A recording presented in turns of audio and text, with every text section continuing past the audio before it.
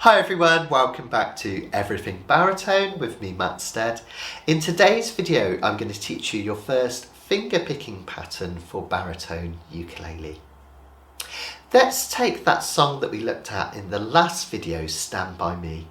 Just as a quick reminder, if you'd like to go through the structure of the song, it's the same 4 chords over and over. We have a G chord for 2 measures. 1, 2, 3, 4, 1, 2, 3, 4. And the E minor chord for 2 measures. A C chord for 1 measure. D7 for 1 measure. And back to the G chord for 2 measures. We do that round and round. Stand by me. Stand by me. Oh, stand by me. Stand by me. Stand by me. Okay, let's take a look at how we can play that pattern but put some beautiful finger picking into it. What we're going to do is we're going to associate either a thumb or a finger to a particular string. This is often called PIMA style finger picking. The reason it's called PIMA is that it comes from Spanish classical guitar. And in Spanish, your thumb, I'm probably pronouncing this horribly wrong, sorry folks, is your pulgar. Then we have indice, medio and annular. Pulgar, indice, medio, annular. P-I-M-A, PIMA. That's why we call this particular technique, often it's referred to as PIMA style picking. Your thumb with your picking hand is going to sit just above the D string. Now you can use either the pad of your thumb, or if you want to direct it to use the nail, that's absolutely fine. Because we have this wound string on most baritone ukuleles, I like to use the pad of my thumb. Underneath it, my index finger is going to pick up on the G string. My middle finger is going to pick up on the B string. And my ring finger is going to pick up on the E string, the one nearest the floor. My little finger, my pinky, can either do 2 things. I can either float it out of the way here, or if you find it helps, you can anchor it on the soundboard to give you something to pull up against. And what we're going to do is we're just going to play each of the strings one at a time from D through to E, just like this. D, G, B, E, D, G, B, E, D, G, B, E. Okay. I'm only holding the uke this way so you can get a nice angle so you can see what's happening with these fingers. I'll show you how to sit with the uke position correctly in just a moment. But as I'm here, notice that as the thumb hits the D string, it cycles back, not quite, but almost into the palm of the hand. Same with the index finger, it cycles back, and this one, and this one. We call this a free stroke. A rest stroke is where we hit a string and our finger rests on the string above. But here, we're just going to hit the string and curl that finger up into the palm of our hand. And what I'd like you to do is just sit with your ukulele in your lap with really good form. Just hold the neck this end, but you don't need to hold a chord or anything quite yet. Just practice playing those notes through. What we're aiming to do is to get every string the same volume and timbre.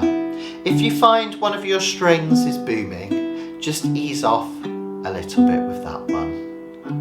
Okay, fantastic.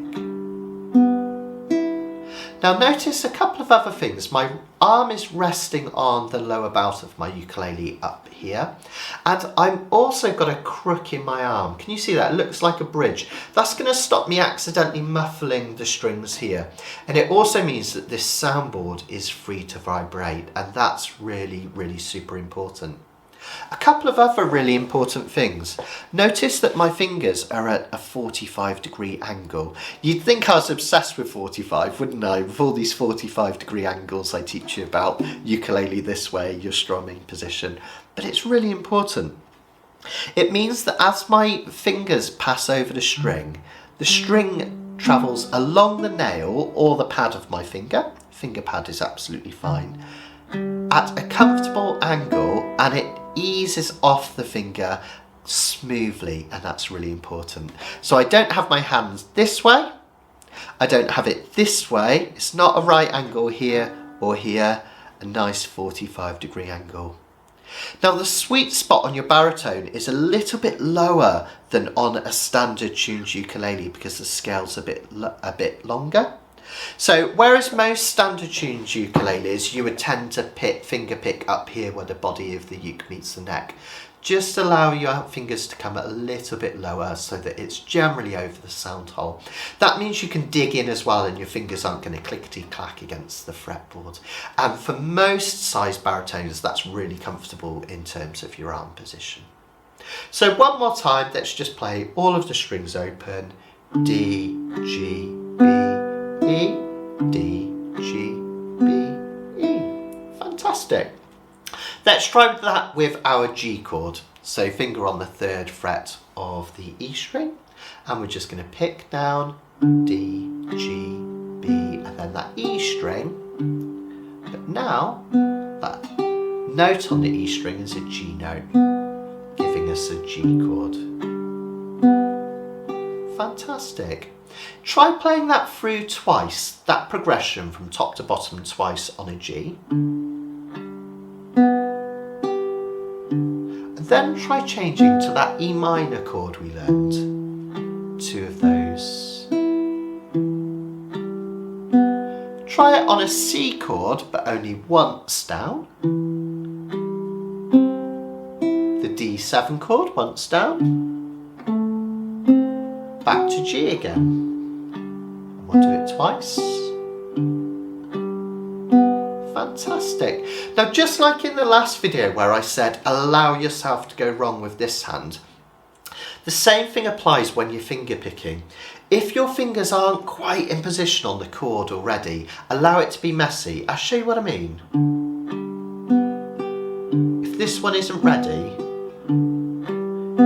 hit the strings anyway, keep your picking hand going no matter what, because it's really important to keep that timing consistent with this hand. What we don't want is this.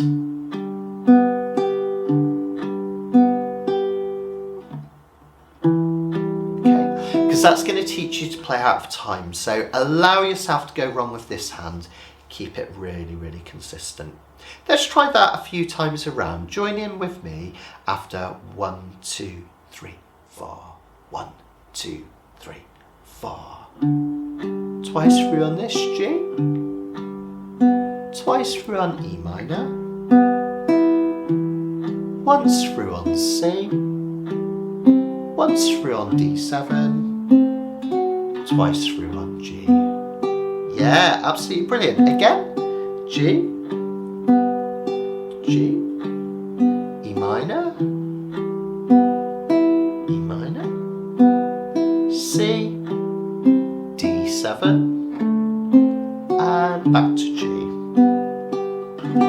If that was a bit too tricky first time, just pause the video, practice it a few times. The best thing to do is to go at a tempo that suits you. So if you can't change that quickly yet, just slow it right down, and then you can always increase the tempo when you're more confident later on. Now we're going to make this a bit more interesting later on, but even that, just a standard down picking pattern, gives us something nice that we can practice over Stand By Me. I'll show you what I mean. Let's just keep that pattern going round and round, and then I'll sing over the top. I think it's going to be too much for you to try singing it at the moment, so just concentrate on your playing. When you're more confident later on, you can try singing along if you'd like.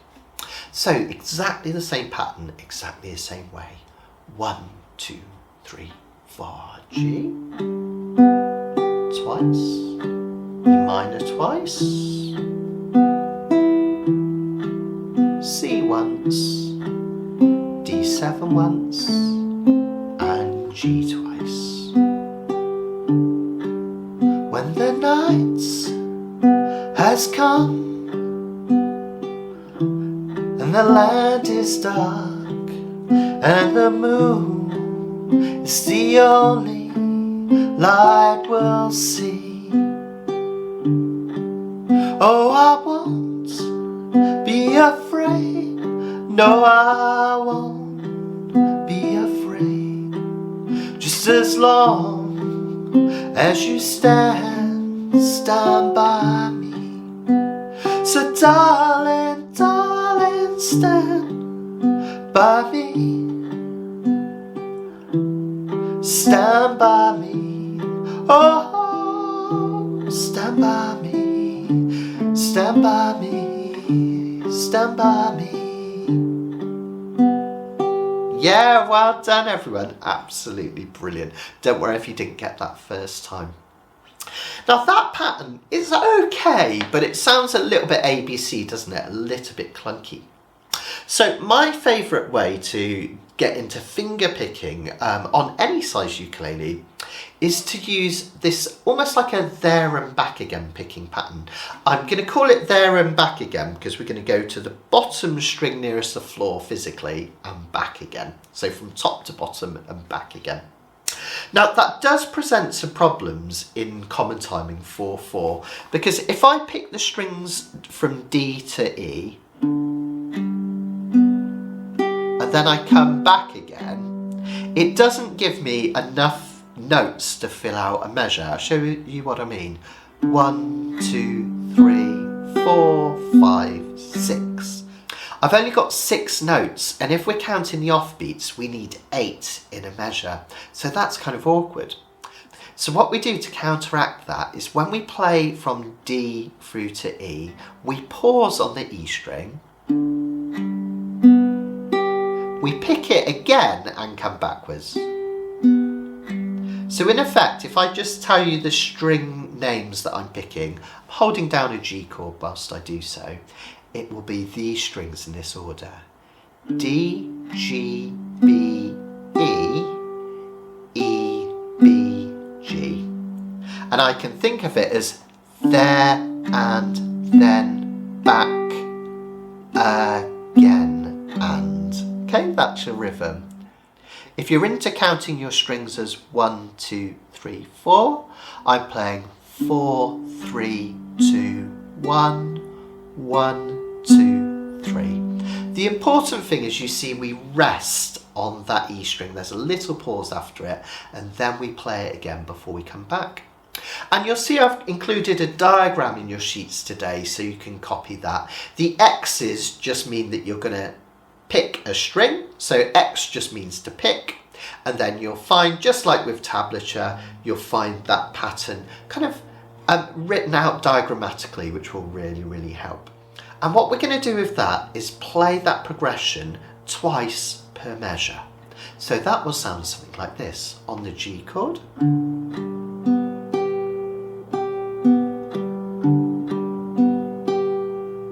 Yeah. Then I'm going to do exactly the same thing on the E minor chord.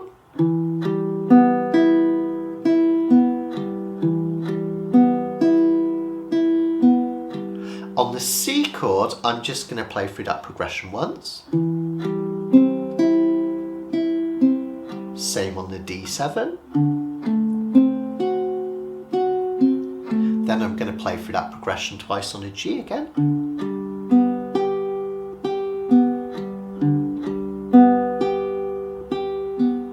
Fantastic.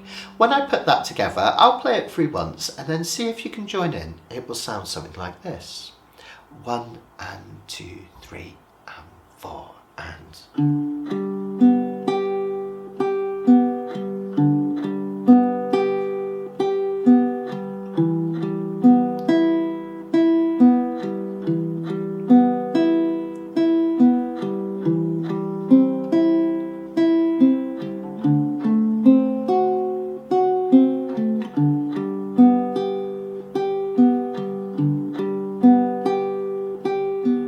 Isn't that effective? Because we have that kind of lovely rolling and we've got a bit of pause on that E string, it adds a bit of personality into it. This is a lovely finger picking pattern. Because it fills up a measure, you can do this over any song that's in common time 4/4 timing. So practice that round a few times, get really confident.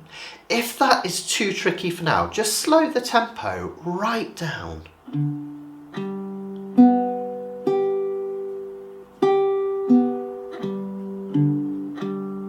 Giving you a bit more time to change those chords, because it's more important to get used to playing with a consistent timing with this hand than it is to get it at a particular tempo. And then if you do feel more confident, then you can just increase that tempo a little bit each day and you'll soon find yourself playing in time. So let's give it a go, your first baritone finger-picked song. Oh, it's so exciting. So we're going to start with this G chord. We're just going to go round and round. I'll play it the first time through instrumentally so you can see how it's working, and then I'll sing over the top. Remember, you need not sing unless you want to. It's quite tricky to sing and play this finger-picking pattern at the same time. Let's give it a go. 1 and 2, 3 and 4 and...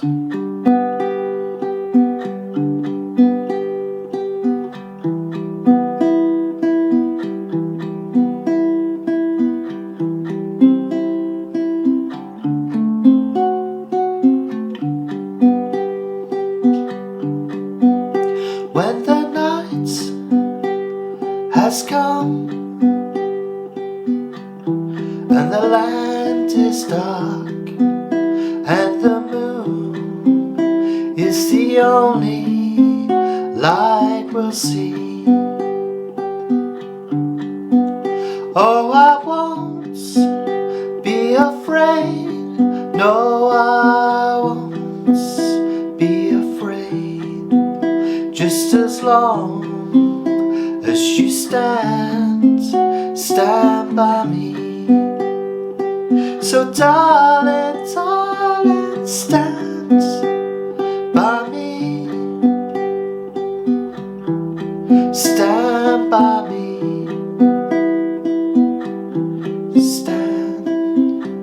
Stand by me. Stand by me. If the sky that we look upon should tumble and fall, and the mountains should crumble into the sea, I won't cry, I won't cry, no, I won't shed a tear. Just as long as you stand by me. So darling, darling, stand by me. Stand by me. Oh, stand by me. Stand by me. Stand by me. Stand by me.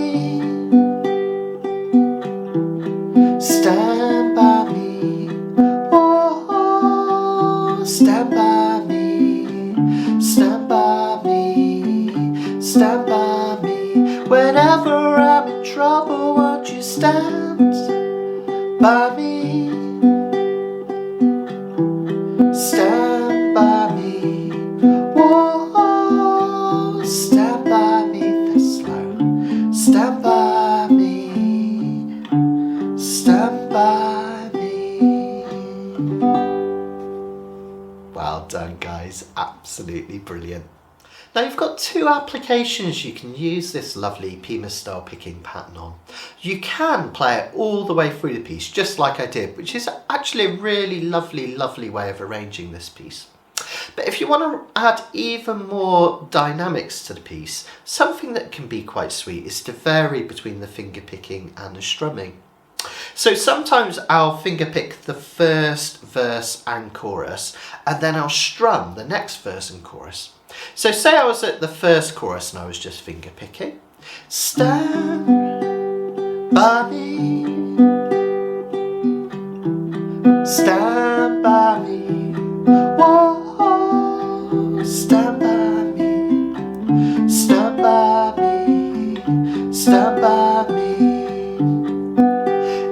sky that we look upon should tumble and fall. It's a lovely way to segue into a strummed pattern for the verse and the chorus. That kind of, like I say, adds a bit of dynamism to the piece.